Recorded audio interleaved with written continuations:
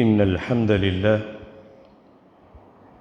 نحمده ونستعينه ونستغفره ونؤمن به ونتوكل عليه ونعوذ بالله من شرور أنفسنا وسيئات أعمالنا من يهده الله فلا مضل له ومن يضلل فلا هادي له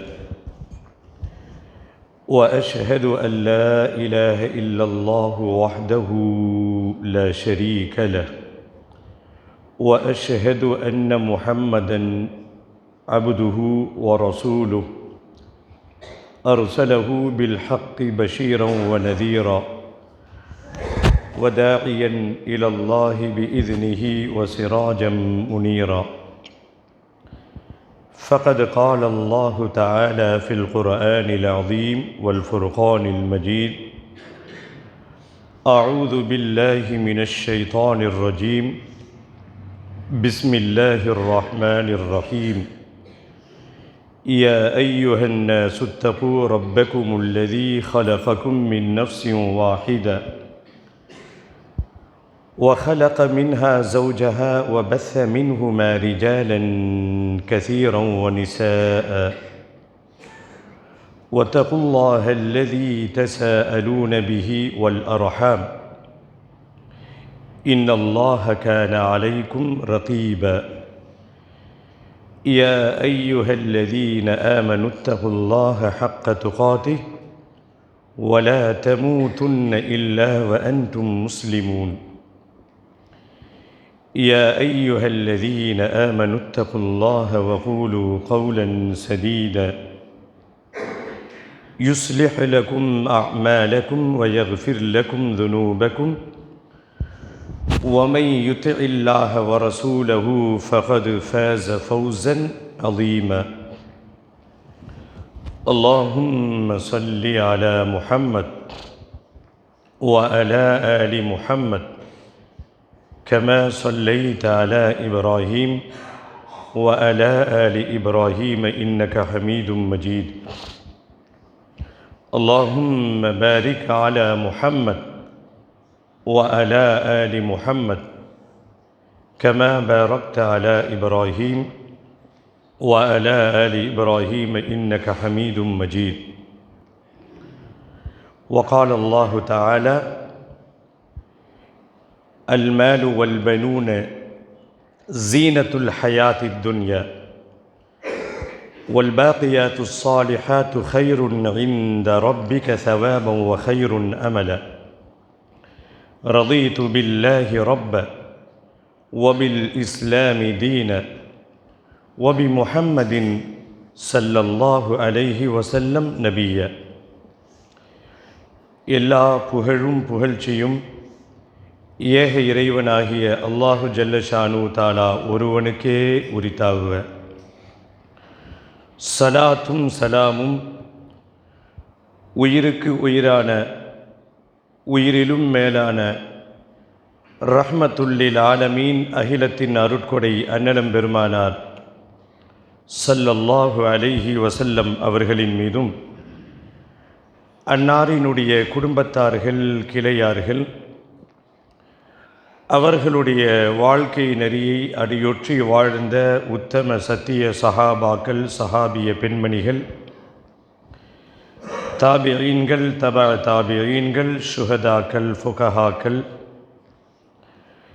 ஈமான் கொண்டு நல்லறங்கள் புரிந்த நம்முடைய முன்னோர்கள் குறிப்பாக வெள்ளிக்கிழமையினுடைய அளவிலா நன்மைகளை பெற்றுக்கொள்வதற்காக இறை தூதர் காண்பித்து தந்த வழிகாட்டல்படி ஹுதுபா என்னும் பிரசங்கம் துவங்குவதற்கு முன்பாகவே பள்ளிவாசலுக்குள் வந்து காணிக்கை தொழுகை 2 ரக்காத்தை தொழுதுவிட்டு பிரசங்கத்தை எதிர்பார்த்து செவிதாழ்த்தி கேட்டுக்கொண்டிருக்கக்கூடிய உங்கள் அனைவரின் மீதும் எல்லாம் வல்ல அல்லாஹுவின் அன்பும் அருளும் என்றும் நிலவட்டுமாக.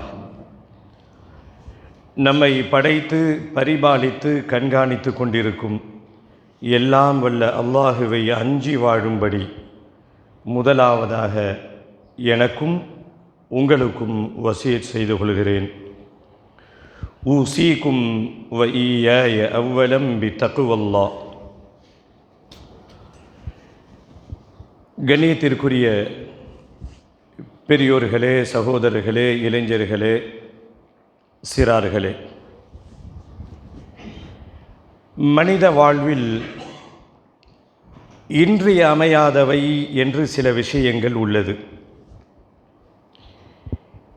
தமிழிலே இன்றியமையாதவை என்று கூறினால் அதற்கு என்ன பொருள்? மிக மிக முக்கியமான ஒன்று, அது இல்லாமல் அவனால் வாழ முடியாது என்பதற்கு இன்றியமையாதவைகள் என்று தமிழிலே கூறுவார்கள். நம்முடைய வாழ்க்கையில் சில அம்சங்கள் இன்றியமையாதவைகளாக இருக்கின்றன. அந்த அதி முக்கியமான பட்டியலில் மனிதன் உயிர் வாழ்வதற்கு தேவையான நீர், காற்று, ஆகாரம் இவைகளெல்லாம் இன்றியமையாதவைகள் என்று நாமெல்லாம் அறிந்து வைத்திருக்கிறோம். அதோடு சேர்த்து இன்னொரு முக்கியமான அம்சமும் உள்ளே இணைந்து விடுகிறது. இன்றியமையாதவைகளுடைய பட்டியலிலே நீர், காற்று, ஆகாரம் இவைகள் சொல்லப்பட்டாலும் இன்னொரு முக்கியமான ஒரு அம்சம் அதற்குள் மறைந்திருக்கிறது. அது இல்லாமல் மனிதன் உயிர் வாழ முடியாது என்கின்ற சொல்லுகின்ற அளவுக்கு அந்த அம்சம் அடங்கியிருக்கிறது.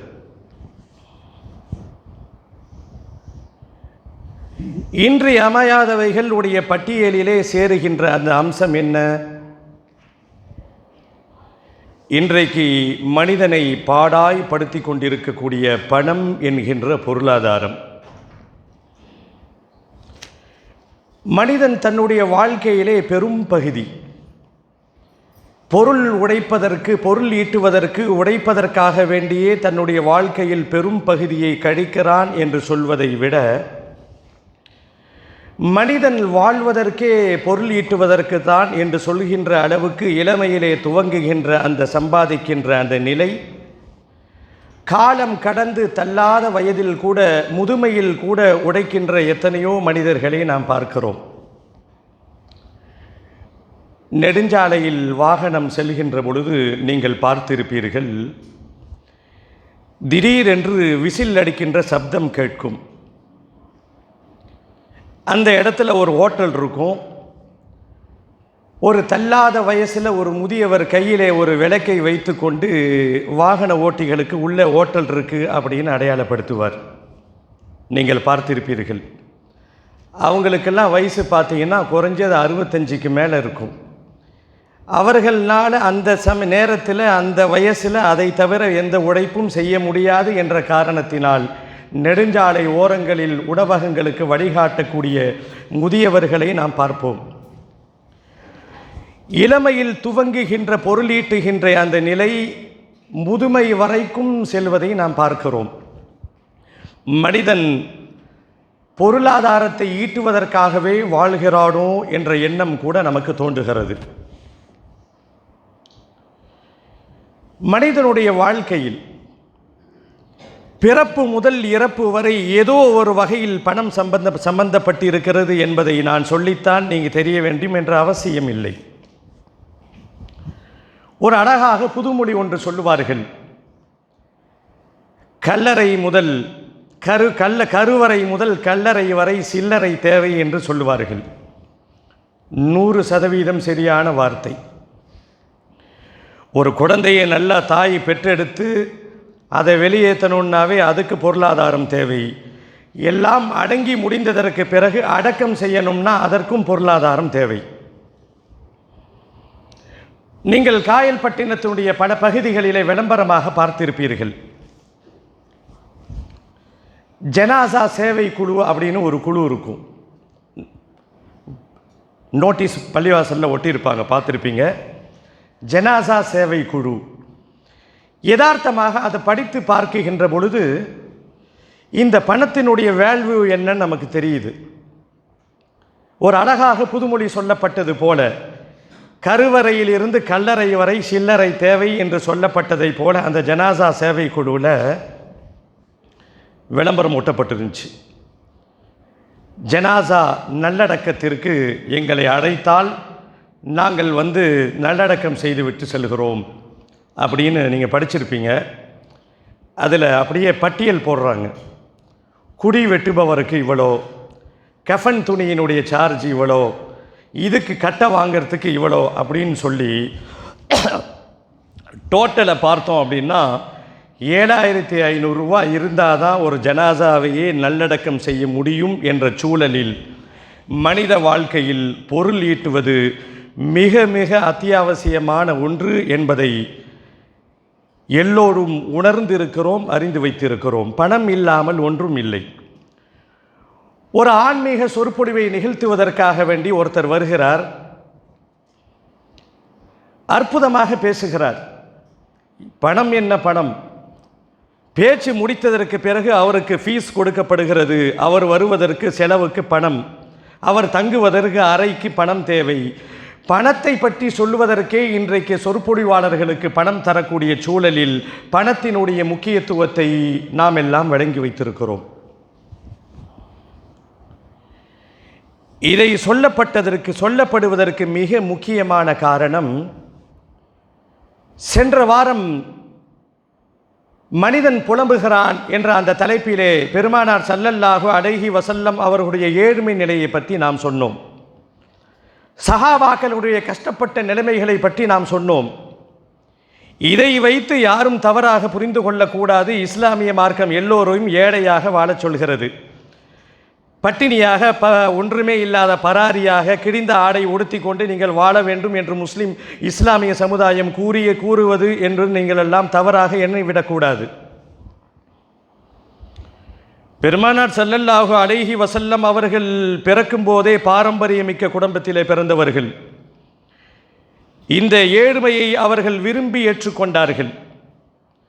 கியாமத்து வரை வருகின்ற மக்களுக்கு படிப்பினையாக பாடமாக இருக்க வேண்டும் என்ற அன்னலாரை அல்லாஹ் உருவாக்கிய காரணத்தினாலே பெருமானார் ஸல்லல்லாஹு அலைஹி வஸல்லம் அவர்கள் ஒன்றும் இல்லாமல் ஏழையாக வாழவில்லை, எல்லாம் கொடுத்து எளிமையாக வாழ்ந்தார்கள். ஆனால் பெருமானார் அவர்கள் செய்த ஒரு காரியம் என்ன தெரியுமா? தங்களை சுற்றி இருக்கின்ற நபித்தோழர்களை வசதியானவர்களாக வாழச் சொல்லி இருக்கிறார்கள். ஒருத்தர் வராரு, அல்லாஹுவின் தூதரே, என்கிட்ட நிறைய கேஷ் இருக்குது, நிறைய வசதி இருக்குது, நான் இறந்ததற்கு பிறகு நிரந்தர வருமானம் எனக்கு வருவதற்கு ஃபிக்ஸட் டெபாசிட் நான் செய்ய விரும்புகிறேன். அவர்கள் கேட்ட ஃபிக்ஸட் டெபாசிட் பேங்க்கில் போட்டு வச்சு சாப்பிட்ற ஃபிக்ஸட் டெபாசிட் அல்ல. அல்லாஹ் கூறுவான் அல்லவா, ஹல் அதுல்லுக்கும் அலா திஜாரா, ஒரு அருமையான வியாபாரத்தை உங்களுக்கு நான் கற்றுத்தருகிறேன். இந்த ஃபிக்ஸட் டெபாசிட் மூலமாக ஆஃப்டர் ஆல் மாதம் கொஞ்சம் வருமானம் வரும். ஆனால் இன்னொரு ஃபிக்ஸட் டெபாசிட் இருக்குது, அதற்கு எந்த வங்கியும் இல்லை. சுருக்கமாக சொல்ல போனால் பேங்க் ஆஃப் கபிரிஸ்தான் என்று பெயர் அடைக்கலாம். அந்த வங்கி மரணத்திற்கு பிறகு நம்ம வருவதற்கு சில ஃபிக்ஸட் டெபாசிட்டுகளை மார்க்கம் சொல்லி தந்திருக்கிறது. அதை கூட எல்லாத்தையும் வாரி வழங்கிட்டு நாம் ஓட்டாண்டியாக இருக்கணும்னு மார்க்கம் சொல்லலை. இஸ்லாமிய மார்க்கத்தினுடைய தனி சிறப்பே என்ன? அல்லாஹ் அழகானவன், அழகை விரும்புகிறான். உனக்கு அல்லாஹ் வசதி கொடுத்திருந்தால் நீ ஆடம்பரம் அல்ல, ஆடம்பரத்தை தவிர்த்து விட்டு நீ நல்ல சந்தோஷமாக நல்ல வாகனத்தை வைத்து கொண்டு நல்ல ஆடை அணிந்து கொண்டு நல்ல உணவை புசித்து கொண்டு வாழலாம். இஸ்லாம் தடை சொல்லவில்லை.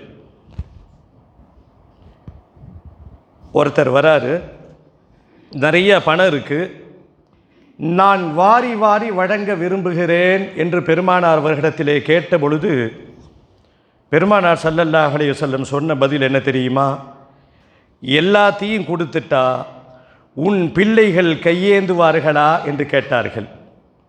எல்லாத்தையும் பள்ளிவாசலுக்கு ஃபீ சபீலில்லாஹ் அல்லாஹ்வினுடைய பாதைன்னு கொடுத்துட்டா உன் பிள்ளைகள் கையேந்துவதை விட நீ அவர்களை செல்வ நிலையிலே தேவையற்றவர்களாக அவர்களை சுயமரியாதையோடு வாழக்கூடிய நிலையிலே நீ விட்டு செல்வது சிறந்தது என்று சொன்ன மார்க்கம் இஸ்லாமிய மார்க்கம்.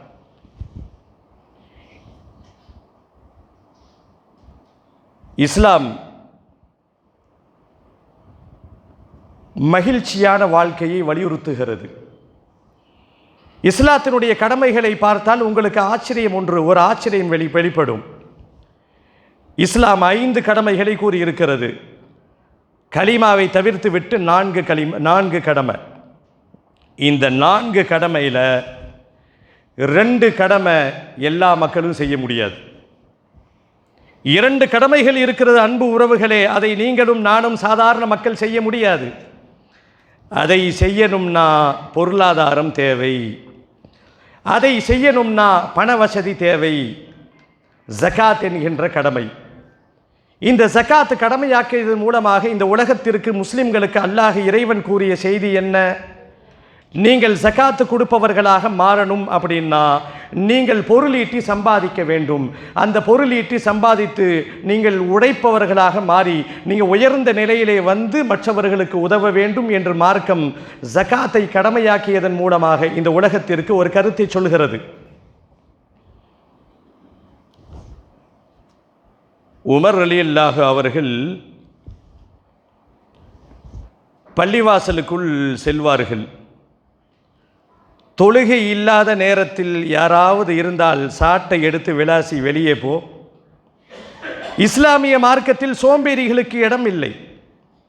நீ உழைப்பது, நீ அன்றாடம் கூடி வாங்குபவனாக இருந்தாலும் சரி, அதை பற்றி கவலை இல்லை.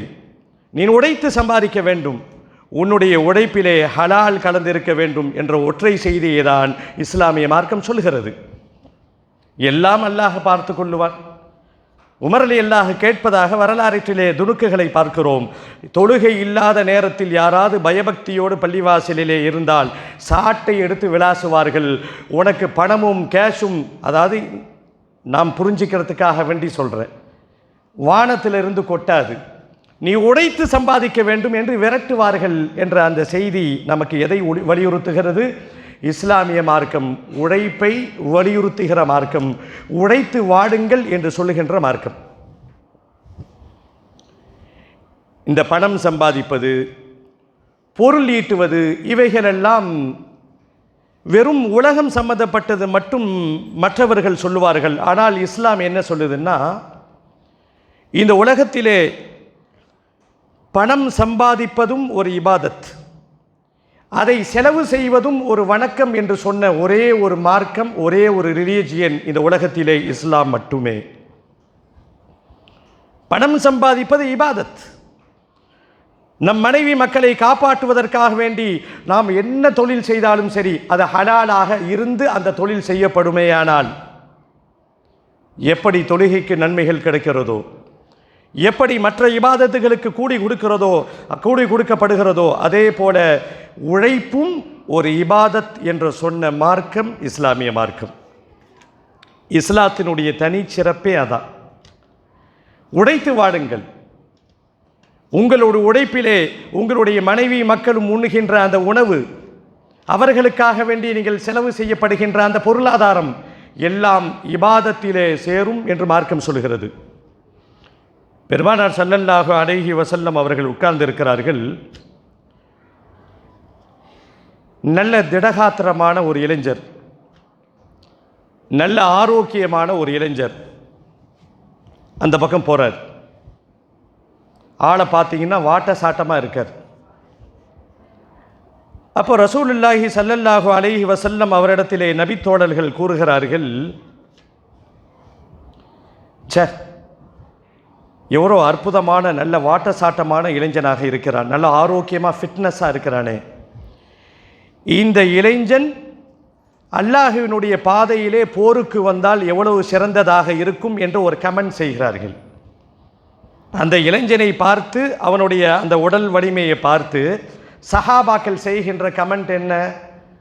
இவ்வளவு வாட்ட சாட்டமாக இருக்கிறானே, இவன் மட்டும் போருக்கு வந்தால், இந்த ஃபீ சபீலில்லான்னு அரபியில் ஒரு வார்த்தை இருக்குது.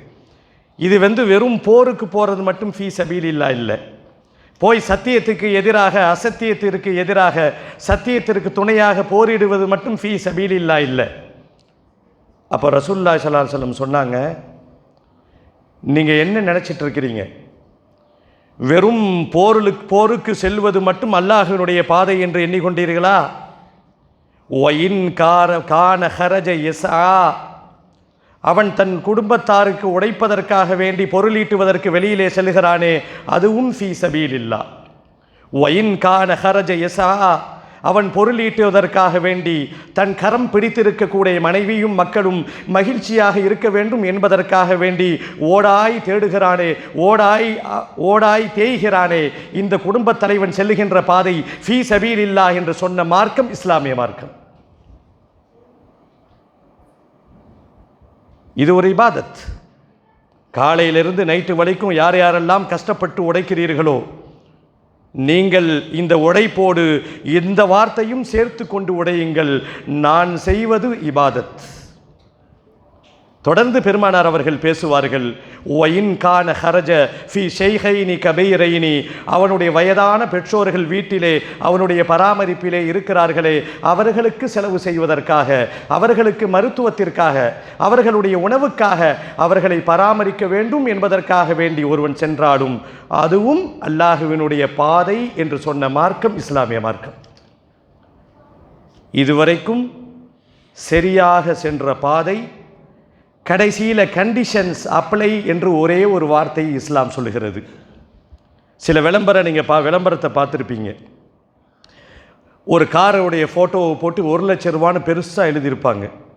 வாயை பிளந்து கொண்டு அதை படித்து பார்த்தால் கடைசியில் கண்ணுக்கு தெரியாத இடத்துல கண்டிஷன்ஸ் அப்ளைன்னு போட்டிருப்பான். நிபந்தனைக்கு உட்பட்டது. அதே போல நான் சொன்ன எல்லா விஷயங்களும் நிபந்தனைக்கு உட்பட்டது.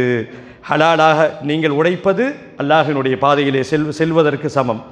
உங்களுடைய குடும்பத்தாருக்கு நீங்கள் உடைப்பது அது எந்த உடைப்பாக இருந்தாலும் சரி, ஒரு சிறு பொருளை வைத்துக்கொண்டு வெயிலிலே நீங்கள் அலைந்து விற்பனை செய்து அதன் மூலமாக கிடைக்கக்கூடிய ஒரு சொற்ப வருமானத்தில் நீங்கள் வாழ்ந்தாலும் சரி, அதுவும் அல்லாஹ்வினுடைய பாதை. நீங்கள் ஏசி ரூமில் உட்காந்துட்டு ஒயிட் காலர் ஜாபாக உடைத்தாலும் சரி, சில பேர் தவறாக புரிஞ்சுப்பாங்க.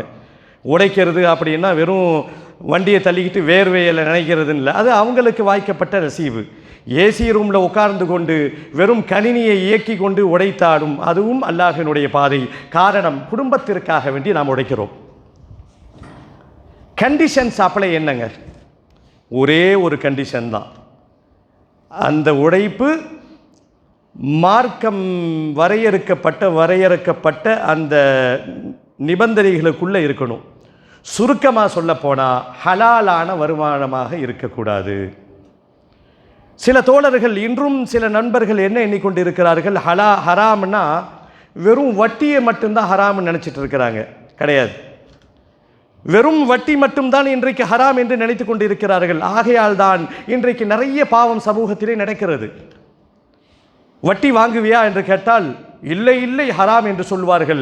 தன் உடன் பிறந்த சகோதரனுடைய சொத்தை அபகரித்திருப்பார்கள், அது ஹராமு. பக்கத்து வீட்டுக்காரனுடைய இடத்துல ஒரு ஜானை எடுத்தாலும் அது ஹராமு. வியாபாரத்திலே மோசடி செய்தால் அது ஹராம். இப்படி ஹராம் என்று சொன்னால் வெறும் ஃபைனான்சியல் ரீதியாக வெறும் வட்டி அது மட்டும் ஹராம் என்று நினைத்து கொள்ளக்கூடாது. பொய் சொல்லி வியாபாரம் செய்து அதன் மூலமாக பொருள் ஈட்டினால் அது ஹராம்.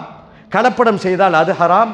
பாய் இது எப்போ வந்த சரக்குன்னு கேட்டால் 1 மாதத்துக்கு முன்னாடி உள்ள சரக்கை கூட நேற்று தாங்க வந்துச்சு, ஃப்ரெஷ்ஷாக இருக்குது அப்படின்னு பொய் சொல்லி விற்பது ஹராம். இது எல்லாம் ஹராமிலே சேர்ந்தது. கண்டிஷன்ஸ் அப்ளை என்ன? உடைப்பதை இஸ்லாம் ஊக்குவிக்கிறது. நம்முடைய உடைப்பு ஒரு அல்லாஹ்வினுடைய பாதையிலே செல்வதற்கு சமம் என்றும் மார்க்கம் சொல்கிறது. ஒரே ஒரு நிபந்தனை, அந்த உடைப்பு ஹராம் உள்ள மிக்ஸ் ஆகிடக்கூடாது. நீ செய்யக்கூடிய தொழில் அது என்ன தொழிலாக இருக்கட்டும், மார்க்கத்திற்கு புறம்பான மற்றவர்களுடைய ஏமாற்றி பிழைக்கின்ற இந்த பிழைப்பும் ஹராமானது. ரியல் எஸ்டேட் அதிபர்கள் எல்லாம் நிறைய இருப்பாங்க. அதில் எத்தனை சகோதரர்கள் அந்த தொழிலை நேர்மையாக செய்கிறார்கள் என்று பார்த்தால், அப்படி பொய் சொல்லி இல்லாத ஒன்றை நீங்கள் தலையில் கட்டினீங்கனாலும் அதுவும் ஹராம் தான். அதே மாதிரி 2 வீலரை வாங்கி விற்கக்கூடிய சகோதரர்கள் இருப்பார்கள். யார் இருந்தாங்கன்னா கோச்சிக்க வேணாம். இது எல்லாம் ஹராமாவுடைய பட்டியலில் சேருது. உள்ளதை உள்ளபடி சொல்லுங்கள். ரிஸ்க் உங்களுக்கு இருந்தால் நடக்கும், இவ்வளோதான். அப்போ இத்தனை விஷயங்களையும் சேர்த்து நம்முடைய அந்த உடைப்பு தூய்மையானதாக இருக்கும் என்று சொன்னால் இதான் கண்டிஷன் அப்ளை. எந்த மார்க்கத்திற்கு புறம்பான செயல் செய்யக்கூடாது, பொய் இருக்கக்கூடாது, ஏமாற்று வேலை இருக்கக்கூடாது, கலப்படம் இருக்கக்கூடாது. இதை தவிர்த்து விட்டு நம் உடைப்பு சரியாக இருக்கும் என்று சொன்னால் நம் செல்லுகின்ற பாதை சுவன பாதை, அதோடு சேர்த்து இபாதத் தொழுகையும் இருந்துவிட்டால் நாம் தான் சொர்க்கத்திற்கு அனந்தரக்காரர்கள் என்பதை புரிந்து கொள்வோம். எல்லாம் வல்ல அல்லாஹ் நம் அனைவருக்கும் உழைத்து வாழ்ந்து அந்த உழைப்பிலே உயர்ந்து மற்றவர்களுக்கு கொடுத்து வாழுகின்ற ஒரு பெரும் பாக்கியத்தை அல்லாஹ் நம் அனைவருக்கும் தந்தல்வானாக. யா அய்யுஹல்லதீன ஆமனு தகுல்லாஹ ஹக்க துகாதி வலா தமூதுன்ன இல்லா வஅன்தும் முஸ்லிமூன்.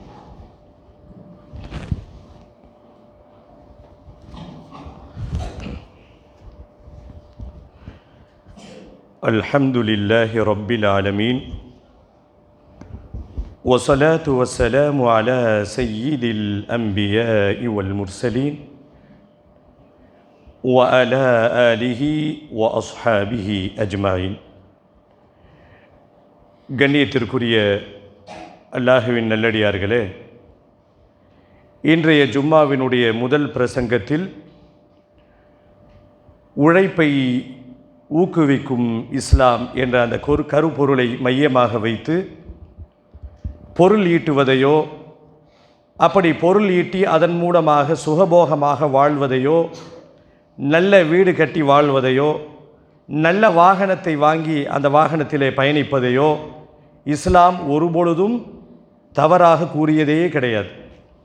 பெருமானார் ஸல்லல்லாஹு அலைஹி வஸல்லம் அவர்கள் எளிமையை தாங்கள் விரும்பி ஏற்றுக்கொண்டார்கள். அதே நேரத்தில் தங்களுக்கு சுற்றி இருக்கக்கூடிய நபித்தோழர்களை பெருமானார் அவர்கள் கண்ணியமானவர்களாக உருவாக்கினார்கள். வரலாறிலே பார்க்கிறோம் ஆச்சரியமான ஒரு செய்தி. மக்காவில் தொடர்ந்து மதீனாவுக்கு ஹிஜ்ரத் செய்து வந்தவர்களை முஹாஜிர்கள் என்று சொல்லுவோம். அவர்களுக்கு வாருங்கள் வாருங்கள் நாங்கள் அடைக்கலம் தருகிறோம் என்று சொன்ன மதீனத்து வாசிகளை அன்சாரிகள் என்று சொல்லுவோம். ஒருத்தர் வருகிறார், கேட்கிறார், அன்சாரி கேட்கிறார், உங்களுக்கு என்ன ஹெல்ப் வேணும்? அப்படிப்பட்ட ஒரு சிந்தனையிலே மதீனத்து மக்கள் இருந்தார்கள். அவர்கள்தான் அன்சாரிகள். உங்களுக்கு என்ன ஹெல்ப் வேணும்? ஒரு நீண்ட வரலாறு. வந்தவர் கேட்ட பதில் என்ன, சொன்ன பதில் என்ன தெரியுமா? ரொம்ப சந்தோஷங்க, இங்கே மார்க்கெட் எங்கே இருக்குது காமிங்கன்னு சொல்லி சென்றார். கையில் ஒன்றும் இல்லாமல் சில தீனார்களை வைத்து கொண்டு உழைத்தார் உழைத்தார் உழைத்தார், மல்டி மில்லியராக மாறினார் என்று வரலாறு கூறும் அப்துர் ரஹ்மான் இப்னு அவுஃப் அந்த பெயருக்கு சொந்தக்காரர். ஆம் அன்பு தோழர்களே, உழைப்போம். அந்த உழைப்பில் எந்த பாரபட்சமும் இருக்கக்கூடாது. உழைத்து வாழணும். நம் உழைப்பிலே, நம் அரவணைப்பிலே மனைவி மக்கள் நம்முடைய உணவிலே நாம் உழைத்து சம்பாதித்த உணவை அவர்கள் சாப்பிடுகிறார்கள் என்று சொன்னால் அதுவும் ஒரு சதகா, அல்லாஹ்வினுடைய பாதை என்பதை மறந்து விடாதீர்கள். அல்லாஹ் நம் அனைவருக்கும் உழைத்து வாழ்கின்ற பாக்கியத்தை தர வேண்டும் என்று அல்லாஹ்விடத்திலே பிரார்த்தனை செய்து கொள்வோம். ஒரு மகிழ்ச்சியான செய்தி. இப்போது ஜும்மா தொழுகிறோம். நம் கண் முன்னால் இந்த பள்ளியினுடைய உள்ள அரங்கம் தெரிகிறது. ஆனால் மேலே எத்தனை பேர் தொழுகிறாங்க, சைடில் எத்தனை பேர் தொழுகிறாங்க நமக்கு தெரியாது. அப்போது நம்மளுடைய மஹல்லாவை பொறுத்த வரைக்கும் பள்ளிவாசல் கண்டிப்பாக விரிவாக்கம் செய்யப்பட வேண்டும் என்ற ஒரு சூழல் ஏற்பட்டிருக்கின்ற காரணத்தினால் பள்ளிவாசல் விரிவாக்கம் செய்யணும் என்ற நோக்கத்திலே ஜமாத்தார்கள் முடிவெடுத்திருக்கிறார்கள். வெளியிலே விளம்பரத்தை பார்த்திருப்பீர்கள். உங்களால் முடிந்த பங்களிப்பு, அது எந்த பங்களிப்பாக இருந்தாலும் சரி, நீங்கள் ஷேர் ஹோல்டராக அதில் சேரணும். இன்றைக்கு அதெல்லாம் ஃபேமஸாக நம்ம பேசுவோம், ஷேர் ஹோல்டர். இது ஒரு ஷேர் ஹோல்டர் தான். உங்களால் ஒரு பங்கு 2000 என்று நிர்ணயித்திருக்கிறார்கள். எவ்வளவு கொடுக்க முடியுமோ அந்த ஷேர் ஹோல்டராக நீங்கள் சேரலாம். இதனுடைய பயனை இன்ஷா அல்லாஹ் அல்லாஹ் கண்டிப்பாக அற்பமான இந்த உலகத்தில் நாம் இன்ட்ரெஸ்ட்னு பேசுகிறோமே, அதெல்லாம் ஒரு முசீபத். அல்லாஹ் பல மடங்கு அதை பெருக்கி தரக்கூடியவன் என்பதை புரிந்து கொண்டு நம் பள்ளி விரிவாக்கம் செய்யப்பட வேண்டும். இதே போல இந்த ஜும்மா கண்ணுக்கு எட்டின தூரம் வரைக்கும் இன்ஷா அல்லாஹ் கூடிய சீக்கிரத்திலே மக்கள் அமர்ந்திருக்கக்கூடிய அந்த ஒரு காட்சியை பார்க்குகின்ற பாக்கியத்தையும் அல்லாஹ் நமக்கு கொடுக்கணும். அதற்காக வேண்டி இந்த அறிவிப்பு செய்யப்படுகிறது. இதை கேட்டுக்கொண்டு இருக்கக்கூடிய தாய்மார்கள் இதில் கூடுதல் முக்கியத்துவம் தர வேண்டும் என்றும் இந்த நேரத்திலே கேட்டுக்கொள்கிறோம். தாராளமாக வழங்குங்கள், பள்ளியை விரிவாக்குகின்ற அந்த பணியிலே கரம் சேருங்கள் என்று நாங்கள் கூறிக்கொள்கிறோம்.